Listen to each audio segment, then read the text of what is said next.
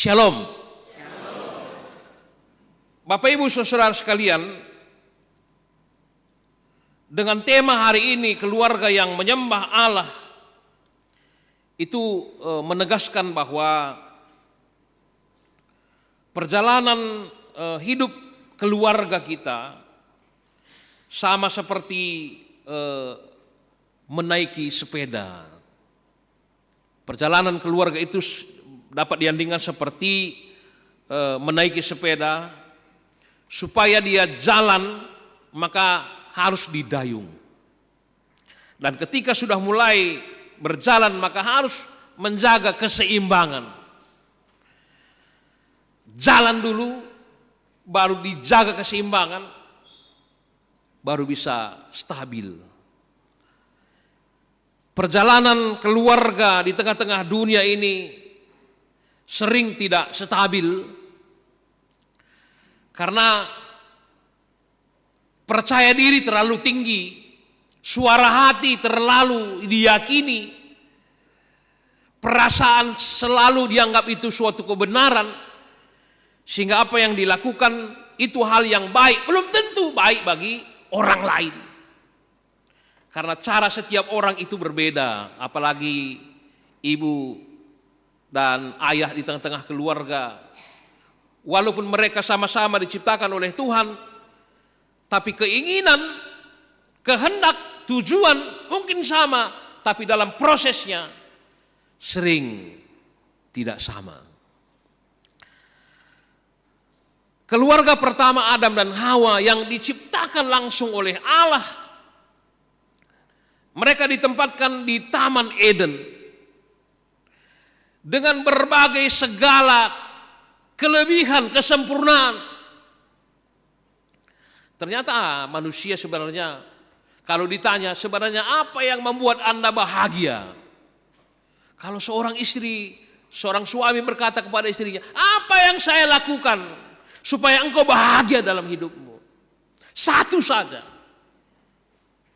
Sebaliknya juga ketika seorang istri bertanya kepada suaminya, apa yang harus aku lakukan supaya hidupmu bahagia? Tidak ada yang bisa kita ceritakan karena terlalu banyak.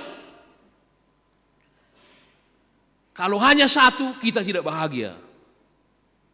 Sebab setelah ini begini terus dan tidak akan pernah selesai dengan apa yang kita kehendaki dalam hidup.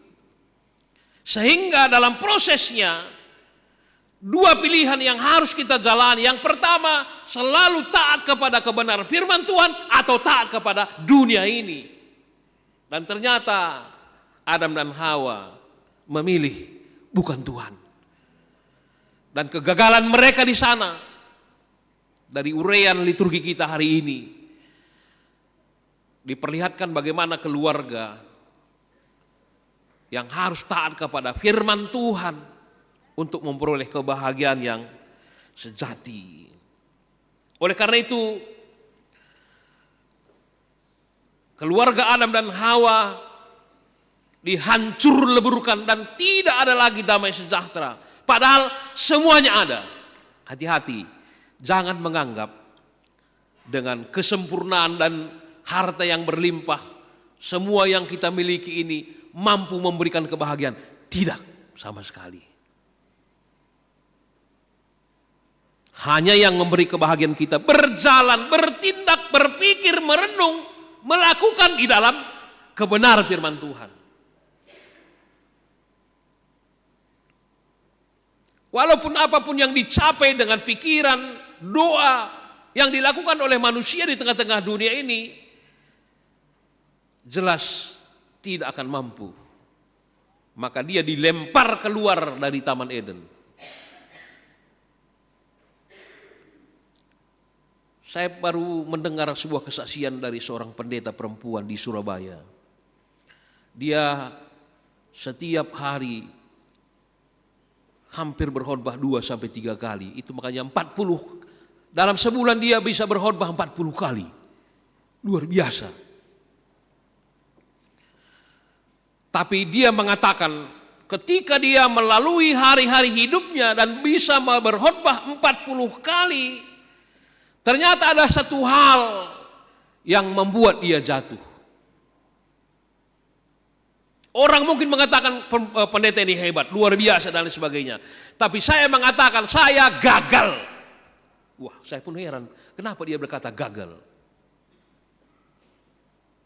Dan dia menurunkan menjadi hanya 10. Dari 40 kali dalam satu bulan dia menurunkan sampai 10, hanya 10 kali.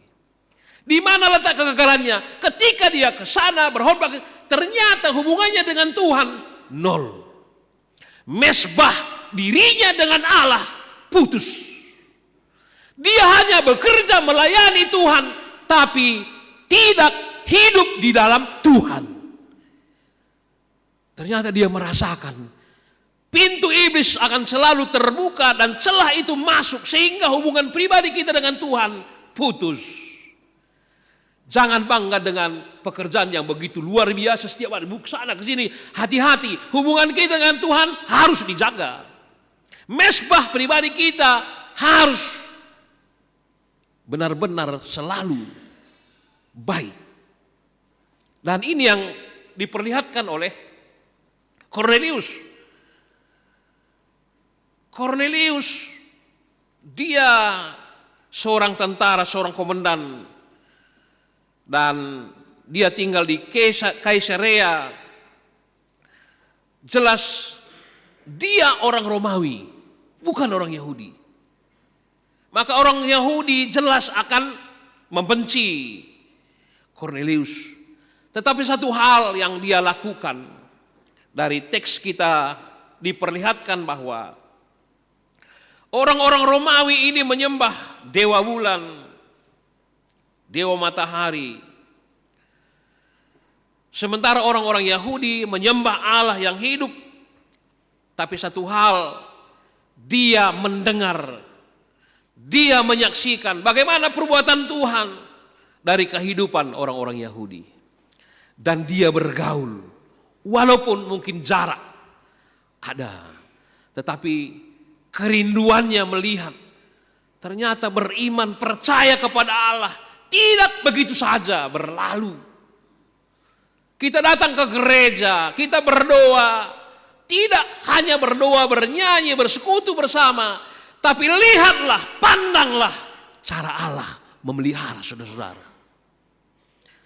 Nikmati, rasakan, maka iman Anda akan bertumbuh. Hati-hati seperti kesaksian pendeta tadi. Dia berbicara, berkhotbah, bertubi-tubi tentang Allah. Bekerja untuk Allah, tapi tidak hidup di dalam Allah.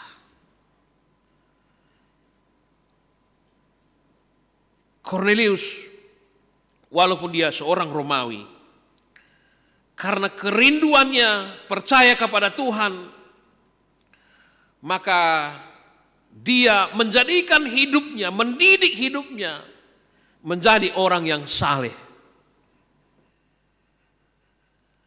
Orang saleh bukan berarti orang kudus, tapi dia mendidik dirinya, mendidik keluarganya menjadi orang yang penuh kasih, mengasihi orang lain.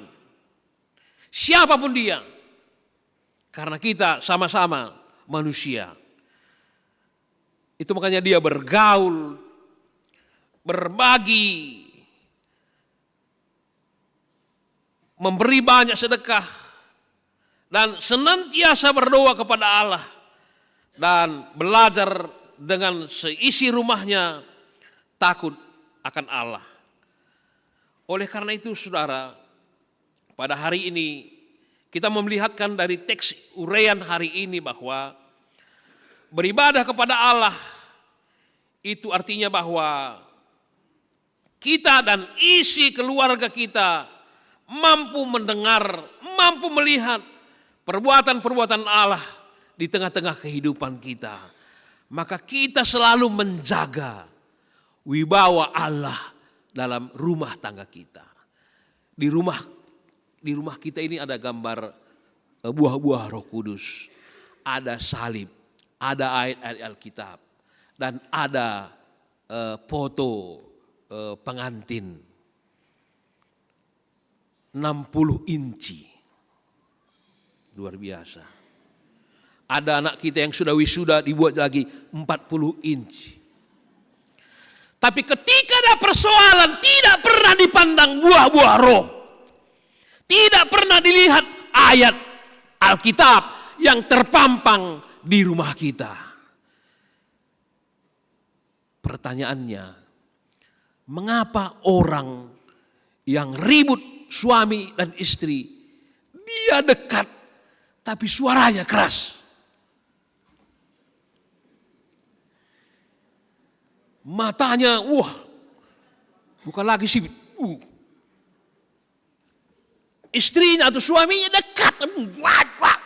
Mengapa orang yang marah, orang yang benci, dia dekat tapi suaranya keras?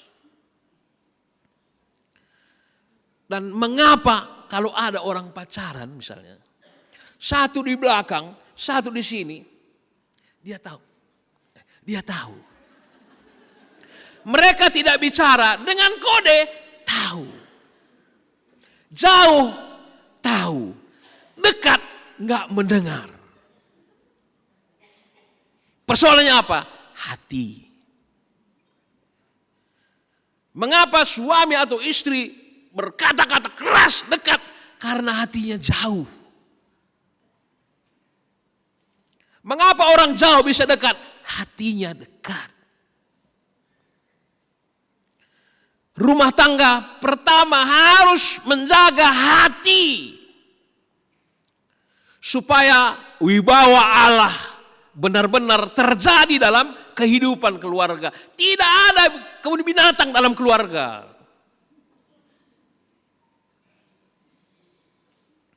Tidak ada kekasaran. Dan jangan ganti-ganti nama karena bapaknya sudah beri nama.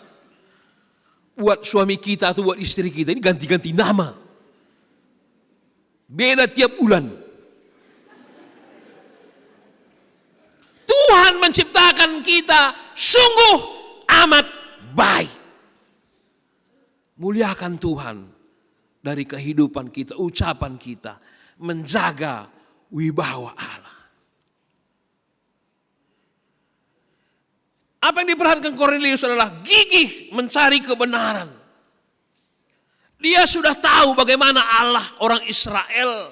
Dan dia tahu bagaimana Allahnya yang benar-benar dia sembah dari dulu. Ternyata tidak benar. Dan dia mencari, berdoa. Dan terus belajar. Kekurangan kita ketika buka HP, jarang baca Alkitab. Padahal di HP ada Alkitab. Jarang kita bernyanyi. Padahal di HP kita ada lagu rohani. Kidung Jemaat, KEE, banyak. Itu makanya hari ini kita diingatkan. Supaya kegigihan, jangan salah jari-jari kita menulis, melakukan segala sesuatu. Karena bukan lagi banyak mulut berbicara sekarang. Jari telunjuk. Dengan FB kita. Hati-hati. Gigih dalam berjuang untuk mencari kebenaran sejati. Lalu dia melakukan supaya kesalehan ini menjadi nyata dalam tindakan.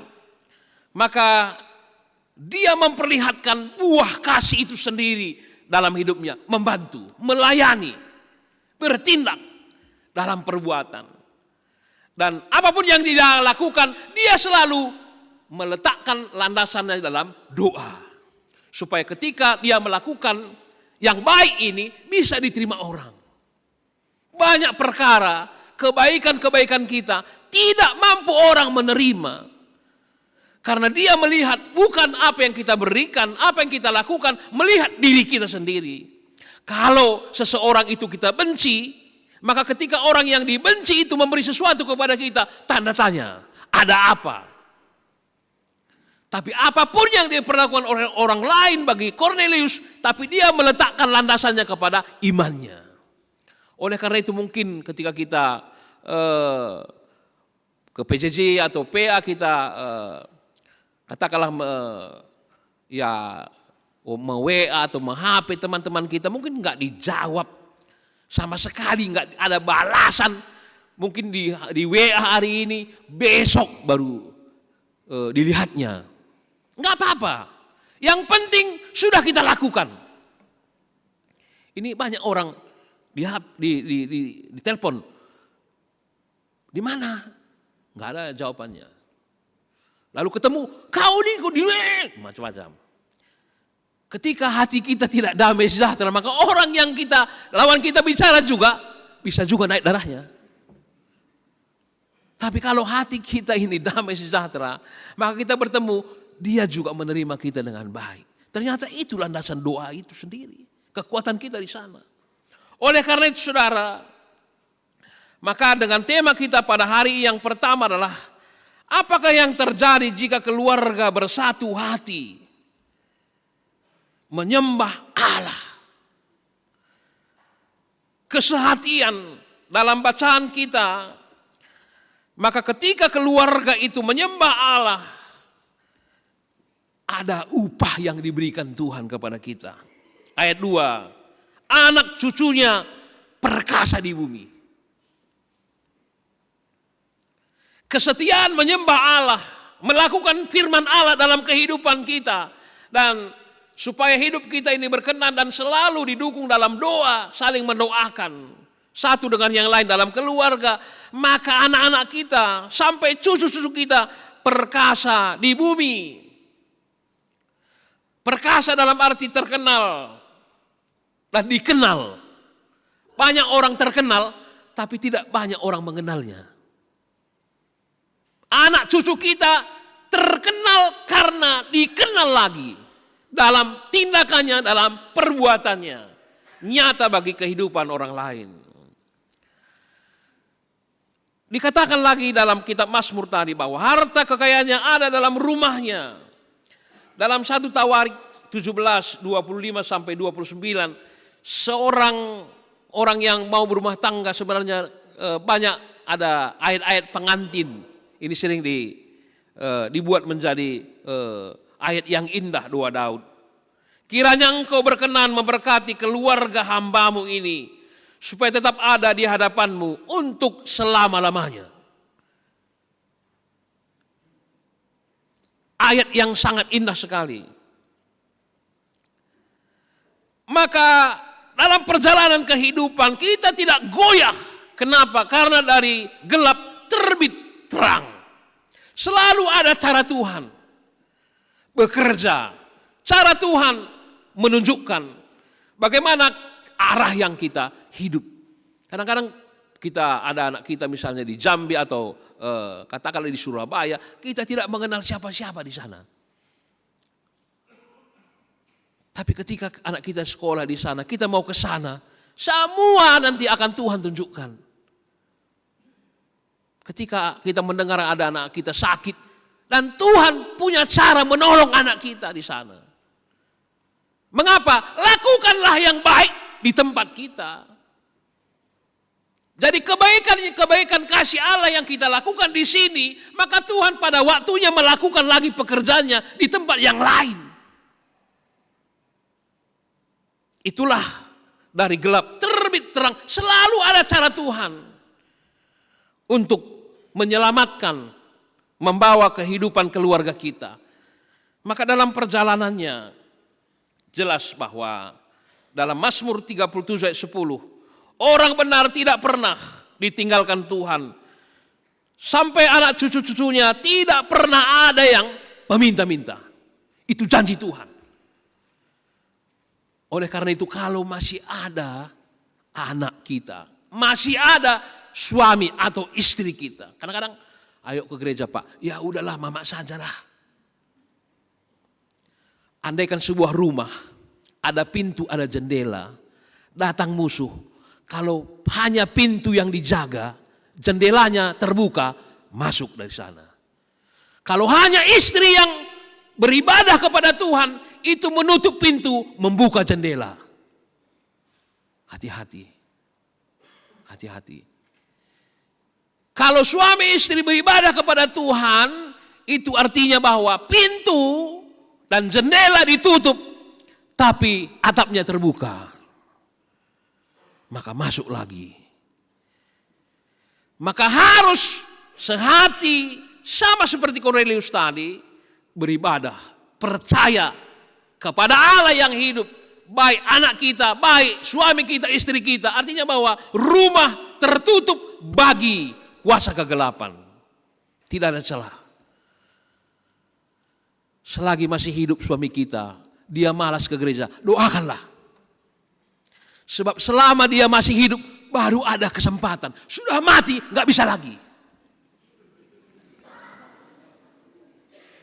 Ini banyak orang, terserah dia mau ke neraka. Nanti kalau sudah meninggal, mau diajak berdoa aja gak bisa.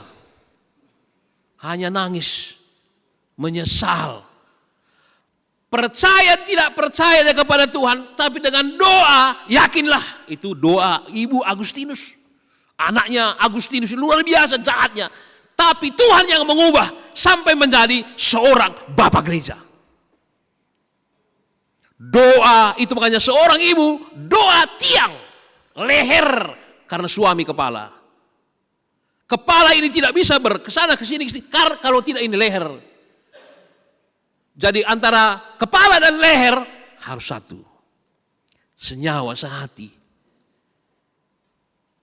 Itu makanya dalam perjalanan ini sebenarnya.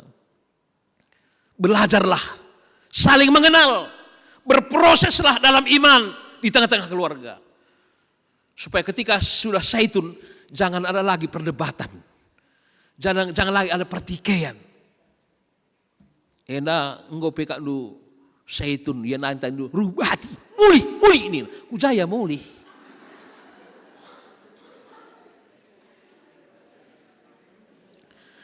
Dan hari ini sebagai suami dan istri, kepala keluarga, kalau anak kita sudah berkeluarga, jadilah wasit bola voli. Jangan wasit sepak bola. Wasit sepak bola, kemana bola? Dia capek. Tengok wasitnya capek. Kemana bola dikejar.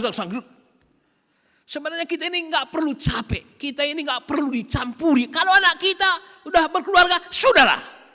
Urus saja keluarga kita. Keluarga kita pun nggak beres. Ini anak kita lagi. Urus suaminya, urus dirinya, urus keluarganya. Wasit bola voli, prit. Baik. Dia diam tenang saja. Nakku bukan begitu. Nakku begitu tenang saja kita. Ini apa? Mana gaji suamimu? Mana gaji? Kemana aku beli? Kita masih punya suami kita, lihat. Sehatkah? Percayakan anak kita. Memang salah satu kelemahan orang tua, walaupun sudah berkeluarga anaknya, dia menganggap anaknya kecil, masih kecil. Belum tahu apa-apa. Itu makanya diurus terus. Bermasalah. Terganggu istrinya atau terganggu suaminya. Kalau seorang ibu terlalu sering datang kepadanya laki-laki berkomunikasi, istrinya curiga. Ini ada apa ini? Ada apa? Akhirnya hubungan mertua dan menantu retak. Ini pasti udah dikasih uang ini. Padahal nggak apa-apa. Kalau minta uang sama permennya minta. Aku mau begini nakku, gini. Udah, jangan sama anaknya. Yang pasti anaknya yang nanti ngasih. Udahlah Pak, kasih kata. Kasih gitu. Jangan minta sama anaknya, sama permennya minta. Kalau benci permennya sama kita, apapun nanti dibelinya, ada musim durian, duriannya nggak sampai.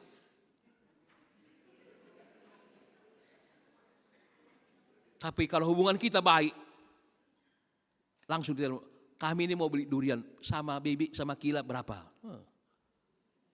Satu keranjang, satu goni, begitu. Inilah karena hati, pikiran kita hidup di dalam kebenaran Allah di tengah-tengah dunia ini.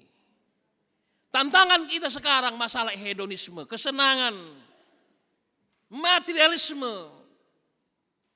Terlalu rindu dengan sebuah kekayaan, padahal belum tentu kekayaan itu memberikan kebahagiaan bagi kita. Sebuah penelitian mengatakan,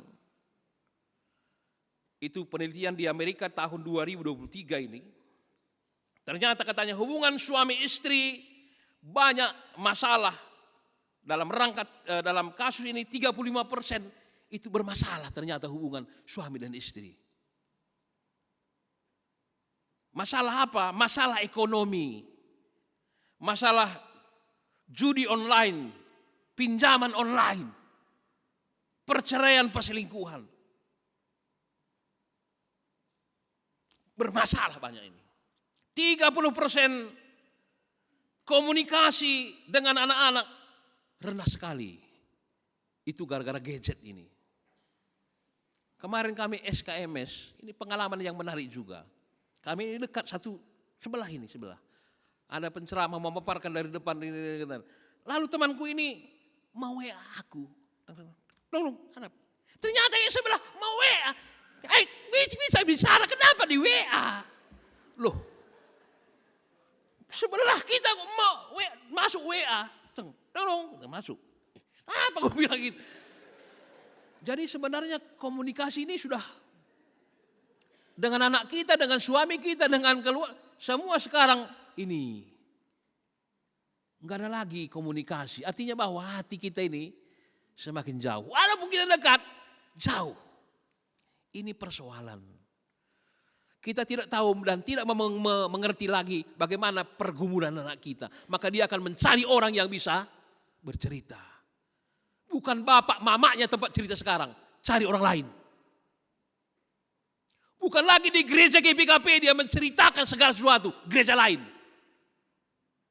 Karena banyak sekarang potensi-potensi dalam kehidupan gereja ini tidak lagi diperhatikan. Kalau kami tinggal di Kelapa Gading.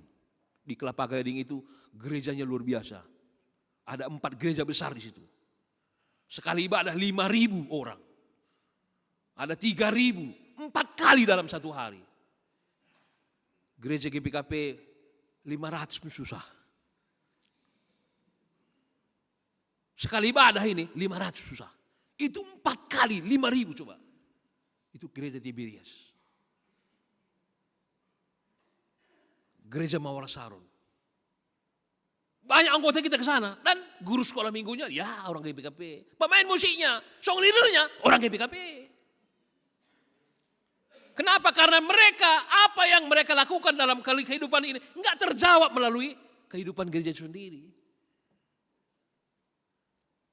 Dengarkanlah. Ini belum apa-apa, anak kita mau cerita, belum apa. Mau curhat dia sama kita, langsung, kau tahu, capek. Jangan jadi mama lah. Maka aku akan menanak katakanlah, nakku rumah tangga ini, berpikirlah nakku. Adi banci lo pedah. Begitu. Lang, aku dulu latih kalau aku engkai, lalap sinung kunikam nakku, lalap lampau ni, empau pesa empau. Pancing pedas ban kira empau.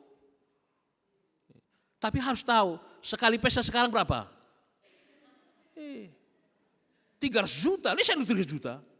Kulit tenda pilih 5.000 ncah.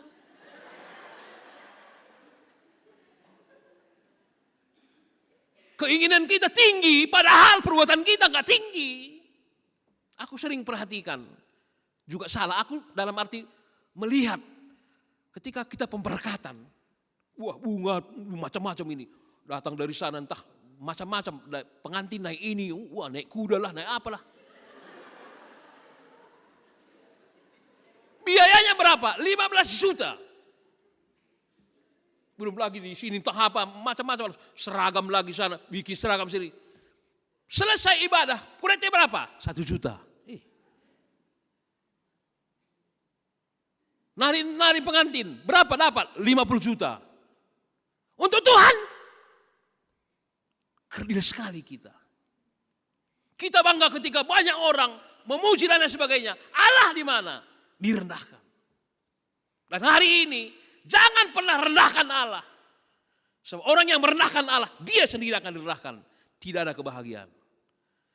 Maka keluarga yang menyembah Allah, keluarga yang setia. Itu makanya kalau PJJ batuk pun sedikit, demam pilek pun enggak apa-apa, datanglah. Pileknya pasti sembuh. Ini malah aku lagi demam, nanti pulang orang ibadah PJJ, kita semakin tinggi demamnya. Percayalah, nanti begitu kita bernyanyi, nanti kita siap PJJ, siap PA, dapat senek lagi. Kita ketawa-ketawa, keringatan kita, pulang langsung sehat. Amin. Ada berkat, berikan persembahan kepada Tuhan melalui gereja ini. Ada orang miskin, ada orang baru ditolong, lakukan. Percayalah Tuhan akan melipat gandakan. Ini tokoh pintil kata Wari. Asal kubas, meseran darat. Bocor halus. Bocor halus. Dan hari ini, ketika kita tidak lagi, ketika manusia meninggalkan ibadah, maka kedagingan akan berkuasa dan muncul. Maka jangan pernah tinggalkan ibadahmu. Ibadah itu adalah Roma 12 ayat 1. Ibadahmu adalah tubuhmu, perilakumu. Oleh karena itu menyembah Allah bukan hanya di gereja, bukan hanya di tengah-tengah keluarga, di tengah-tengah dunia kita mampu menjadi terang, menjadi garam. Sehingga orang melihat perbuatan-perbuatan Allah selalu ajaib dari kehidupan kita. Sehingga benar-benar bahwa hidup kita diberkati. Dan ketika kita menjadi berkat, kita juga akan memberkati. Maka curahan berkat Tuhan selalu berlimpah-limpah di tengah-tengah kehidupan kita. Tuhan memberkati. Amin.